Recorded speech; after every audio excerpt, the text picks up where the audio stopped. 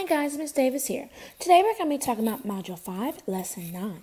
And in this lesson, we're going to be talking about being able to partition shapes and compare halves and quarters of circles and rectangles. So we're looking at this. This is showing Tom's work. And Tom is looking at his shape and Blue's shape, which is his partner. And he says that his shape has more pieces than Blue's shape.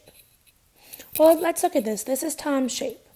So now Tom has 2 pieces, and Blue's shape has 2, 3, 4 pieces.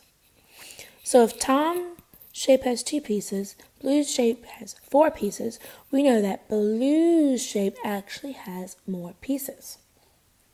But one thing that I want us to look at as well is that, yes, Tom does only have 2 pieces, but Tom's pieces are bigger than Blue's pieces. So Tom's pieces is bigger than Blue's pieces. Okay, because Blue's pieces is a little bit smaller. Each piece is smaller than Tom's one piece. All right, guys, that's it for this video.